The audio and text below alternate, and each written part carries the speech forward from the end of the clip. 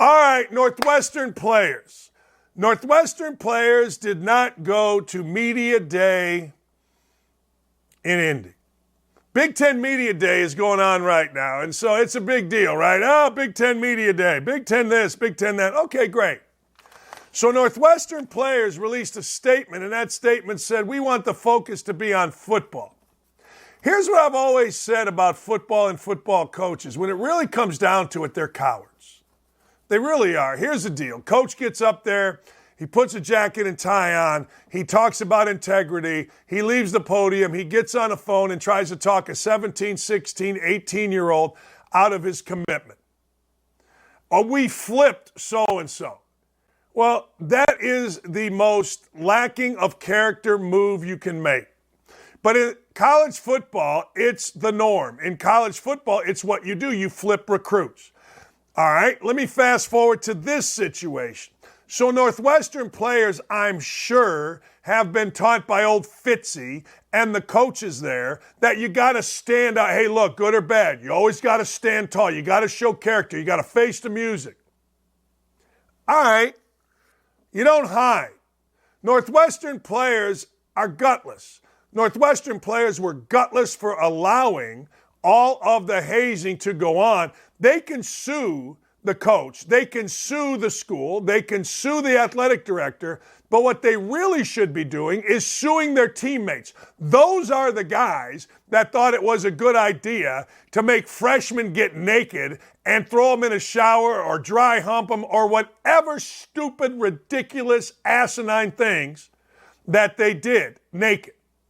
So I'm a Northwestern player. The easiest thing to do, I'm going to sue Northwestern. I'm going to sue the AD. I'm going to sue the president. Really? How about you sue your teammate?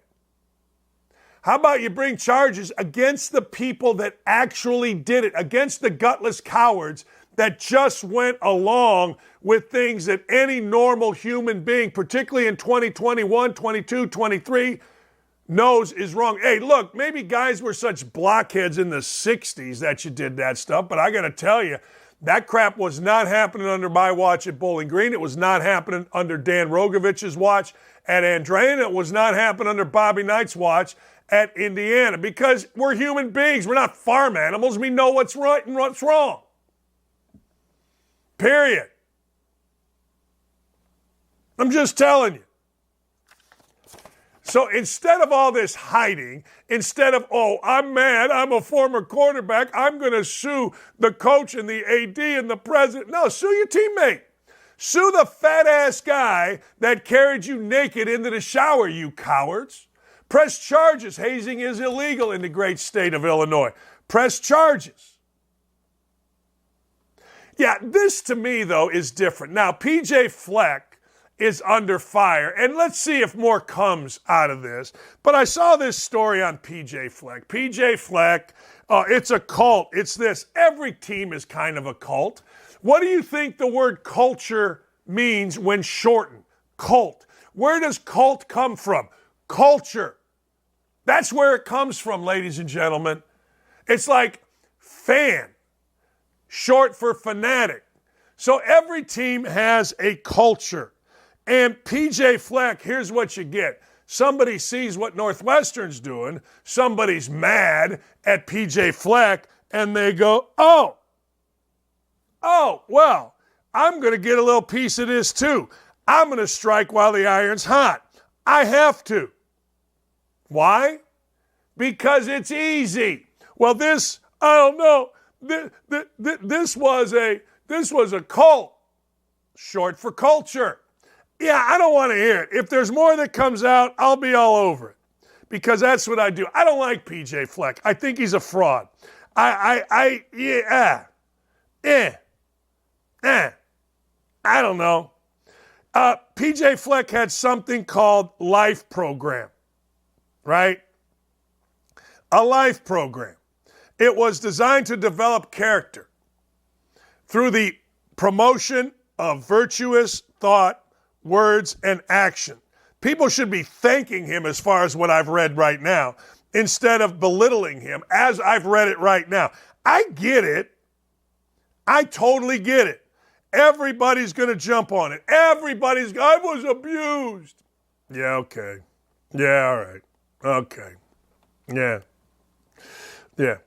PJ Fleck said these are baseless allegations. We have the full support of our athletic director and university leadership. These allegations have been looked into multiple times since 2017, so our focus will be on our football team. 2 former players made allegations. The coaching staff used strenuous workouts as punishment. Yeah, okay. Fleck Bank, that gives you credits. That's the Tom Osborne thing. Tom Osborne, who became a state senator, used to have a chart. Like you had to have like 2 felonies to miss a game. Yeah, okay. Look, don't make me start liking PJ Fleck. Every single coach in the history of coaching has a couple of players that are mad. It's always a couple. One guy's mad, he recruits another. I don't even like this guy Fleck. I think he's a fraud, but he's a pretty good coach apparently. He's won at Minnesota. But you're giving me a headache. Now, what's next? Oh, my God. They did this. Oh, I had a player, went to a booster, said, hey, man, if you give me money for a concert, I'll spill the beans on Dockage. Yeah, good. Spill them all you want. Hey, Melvin Gordon, who's a 2-time Pro Bowler, says he wishes he could switch positions. Melvin Gordon would rather be something else. Melvin Gordon, who made a nice career for himself, was an All-American at Wisconsin, says, I'm not going to downplay my career, but I definitely would have switched my position for sure. They get paid good, take less hits, they don't worry about too much. They're not having conversations, you're not getting paid enough if you're a good enough player. And I think you just get to live out your dream a little bit longer. I think our shelf life is, because of how they look at us, shortened. Their dream gets to last a little long. He's talking about going either to tight end or defensive back. Yeah, he's probably right. What are you going to do? I don't know what to tell you. It is what it is. You know what? You made millions. You got to play a kid's game for a long time. You should be happy. Nobody's grateful anymore. Everybody wants more. I guess including me. I want more viewers. I want more listeners. I want more people watching. I want more. I want more. I want more. Okay. But the truth of the matter is, we probably should take a moment. And I did it this morning. Like, I was thinking about things, you know, and I'm like, wait a second here. Hold on. I get to do a show with the greatest network. They chose me to do one of their shows. I'm a blessed dude. Yeah, I am. I am. And I hope you feel that way too. I do. I hope you feel that way at some point today. I don't try to be inspirational. I try to be factual. I try to tell you what's what. I don't try to be like, hey, row your boat, row this. Anyway, let me see what we got next. Oh, man, we got our guy Scott Lobato. Give me pizza or give me death. That's right. Hunter Biden has an art collection. I got to get Scott's view on it. Scott Lobato is one of the most entertaining dudes you're ever going to see. Give me pizza, Jennifer, or give me death. Please. Yes.